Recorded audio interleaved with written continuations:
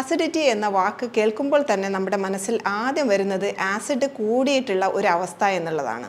പക്ഷേ 50% ആൾക്കാരിലും ആസിഡ് കുറഞ്ഞതുകൊണ്ടാണ് ഈ പറയുന്ന ലക്ഷണങ്ങൾ കാണിക്കാറ്. ഒരു ടീസ്പൂൺ ആപ്പിൾ സൈഡർ വിനെഗർ അല്ലെങ്കിൽ കോക്കനട്ട് വിനെഗർ ഒരു ഗ്ലാസ് വെള്ളത്തിൽ കലർത്തി ഭക്ഷണത്തിന് 3-4 മിനിറ്റ് മുമ്പ് കഴിക്കുക. അതിനുശേഷം പ്രോട്ടീൻ അടങ്ങിയ മുട്ട പോലുള്ള ഭക്ഷണങ്ങൾ കഴിക്കുക. ആപ്പിൾ സൈഡർ വിനെഗർ കഴിക്കുമ്പോൾ നമ്മുടെ ശരീരത്തിൽ ആസിഡിൻ്റെ അളവ് വർദ്ധിക്കും. ഇത് കഴിച്ചതിന് ശേഷം ഭക്ഷണം കഴിക്കുമ്പോൾ നമ്മുടെ ഭക്ഷണം ശരിയായ രീതിയിൽ ദഹിക്കുന്നു. അതുകൊണ്ട് തന്നെ നമുക്കൊരു കംഫർട്ടബിൾ ഫീലിംഗ്, സാധാരണ ഉണ്ടാകുന്ന നെഞ്ചരിച്ചലോ വയറ് വീർത്ത് വരുന്ന അവസ്ഥയോ ഏമ്പക്കമോ ഒന്നും വരുന്നില്ലെങ്കിൽ നമുക്ക് മനസ്സിലാക്കാം നിങ്ങൾക്കത് ഹൈപ്പോ അസിഡിറ്റി ആണെന്ന്. ഞാൻ doctor Shefeena, CMO Samyama naturopathy and Ayurveda hospital, Thrikkaripur, Kasaragod. ഇന്ന് ജനസംഖ്യയുടെ 75% ആൾക്കാരിലും കണ്ടുവരുന്ന അസിഡിറ്റി എന്ന സബ്ജക്റ്റിനെ കുറിച്ചാണ് ഇന്ന് നമ്മൾ സംസാരിക്കുന്നത്. അസിഡിറ്റി എന്ന വാക്ക് കേൾക്കുമ്പോൾ തന്നെ നമ്മുടെ മനസ്സിൽ ആദ്യം വരുന്നത് ആസിഡ് കൂടിയിട്ടുള്ള ഒരു അവസ്ഥ എന്നുള്ളതാണ്. പക്ഷേ 50% ആൾക്കാരിലും ആസിഡ് കുറഞ്ഞതുകൊണ്ടാണ് ഈ പറയുന്ന ലക്ഷണങ്ങൾ കാണിക്കാറ്. ഹൈപ്പർ അസിഡിറ്റി ആയാലും ഹൈപ്പോ അസിഡിറ്റി ആയാലും ഇതിൽ കണ്ടുവരുന്ന സിംറ്റംസ് ഓൾമോസ്റ്റ് സിമിലറാണ്. സാധാരണ കണ്ടുവരുന്നത് നമുക്ക് ഭക്ഷണം കഴിച്ചു കഴിഞ്ഞാൽ ഉണ്ടാകുന്ന ഒരു നെഞ്ചിനകത്തുണ്ടാകുന്ന എരിച്ചൽ, വയറ് വീർത്ത് വരിക, ഏമ്പക്കം വരിക, കീഴ്വായു വരിക, ശരീരത്തിൽ അങ്ങിങ്ങായി മസിൽ പിടുത്തം വരിക. പലപ്പോഴും ആൾക്കാർ വന്ന് പറയാറ്, ഞാൻ മുമ്പ് കഴിച്ചുകൊണ്ടിരുന്ന പല ഭക്ഷണങ്ങളും അടുത്ത കാലത്തായി എനിക്ക് തീരെ കഴിക്കാൻ പറ്റുന്നില്ല, എസ്പെഷ്യലി മുട്ട, പയറുവർഗ്ഗങ്ങൾ പോലുള്ള ഭക്ഷണങ്ങൾ. നമ്മൾ കഴിക്കുന്ന ഭക്ഷണത്തിൽ പലതരത്തിലുള്ള ബാക്ടീരിയയും ഫംഗസും അടങ്ങിയിരിക്കുന്നു. നമ്മുടെ സ്റ്റൊമക്കിൽ നല്ല ആസിഡ് pH ഉണ്ടെങ്കിൽ മാത്രമേ ഈ പറയുന്ന ബാക്ടീരിയയും ഫംഗസും നശിച്ചു പോവുകയുള്ളൂ.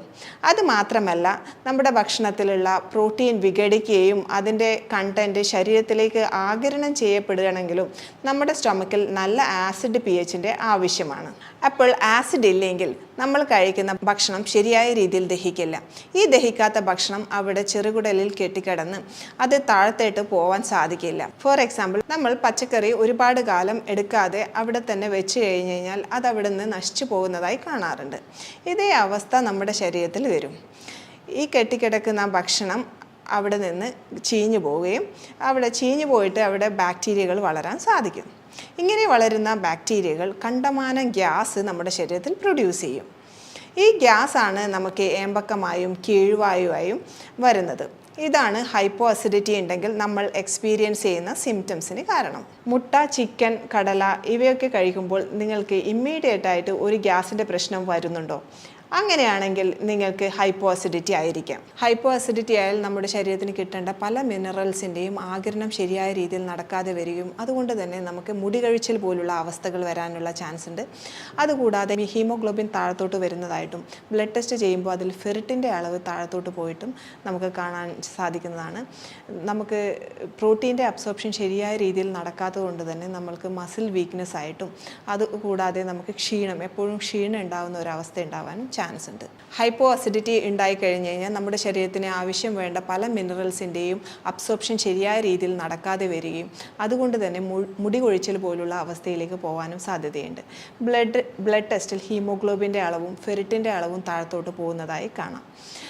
പലതരത്തിലുള്ള മസിൽ വീക്ക്നെസ്സിനും ചാൻസ് കൂടുതലാണ്. എന്തുകൊണ്ടെന്നാൽ പ്രോട്ടീൻ്റെ ശരിയായ രീതിയിലുള്ള അബ്സോർപ്ഷനും ആഗിരണത്തിനും നല്ല ഒരു ആസിഡ് എൻവിറോൺമെൻറ്റിൻ്റെ ആവശ്യകതയുണ്ട്.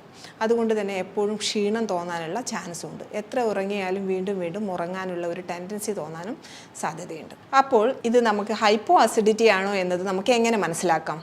സാധാരണയായി നമുക്ക് വയറിൽ കുറേ കാലമായിട്ടുള്ള പ്രശ്നം ഒരു എൻഡോക്രൈനോളജിസ്റ്റിൻ്റെ അടുത്ത് പോയി പറഞ്ഞു കഴിഞ്ഞ് കഴിഞ്ഞാൽ ചില കേസിലെങ്കിലും എൻഡോസ്കോപ്പിയാണ് സജസ്റ്റ് ചെയ്യാറ്.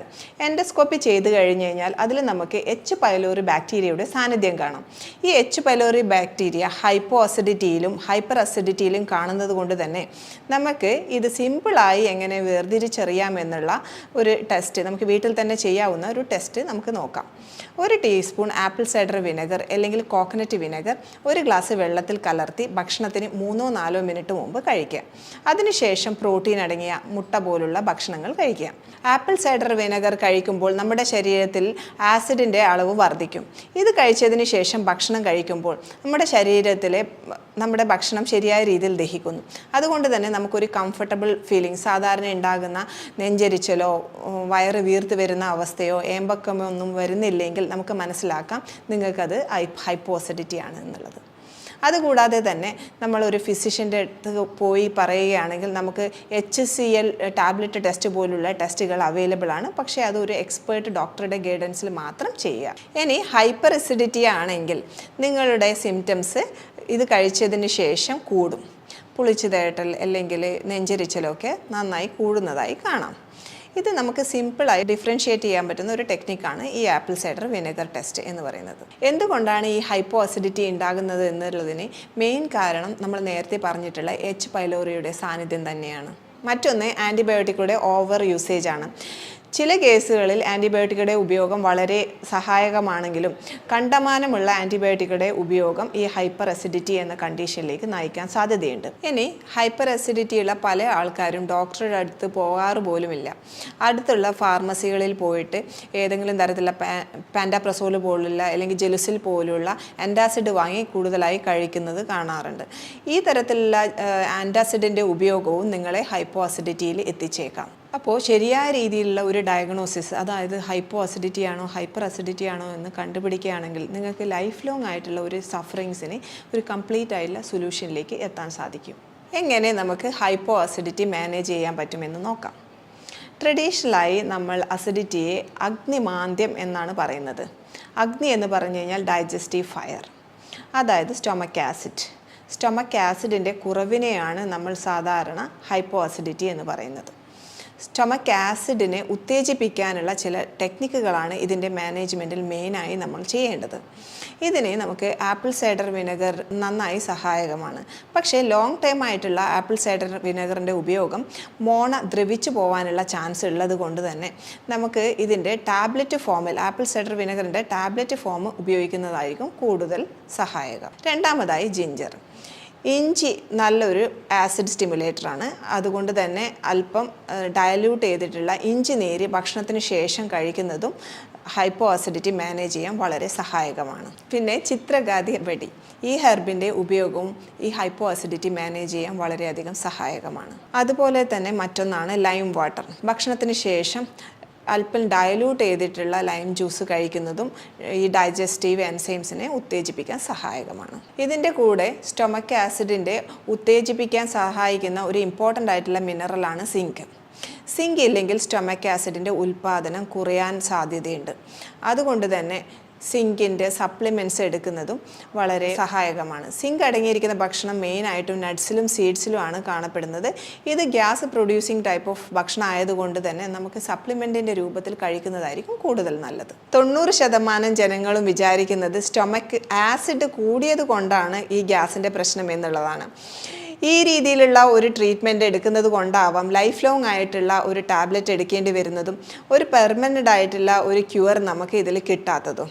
അതുകൊണ്ട് തന്നെ നമുക്ക് ഈ പറഞ്ഞിരിക്കുന്ന സിമ്പിൾ ആയിട്ടുള്ള ടെക്നിക്കുകൾ ഉപയോഗിച്ച് ഇത് ഹൈപ്പോ ആണോ ഹൈപ്പോർ ആണോ എന്ന് മനസ്സിലാക്കിയതിന് ശേഷം നമ്മൾ ഹൈപ്പോ അസിഡിറ്റി ആണെങ്കിൽ ഈ പറഞ്ഞിരിക്കുന്ന ഭക്ഷണ രീതി ഫോളോ ചെയ്തതിന് ശേഷം 1-2 മാസത്തിന് ശേഷം കംപ്ലീറ്റ് ആയിട്ട് ഈ ഹൈപ്പോ അസിഡിറ്റിക്ക് ഒരു കംപ്ലീറ്റ് ആയിട്ടുള്ള ഒരു ക്യൂർ നമുക്ക് കാണാൻ സാധിക്കുന്നതാണ്. മറ്റൊരു ടോപ്പിക്കുമായി വീണ്ടും കാണാം. Thank you.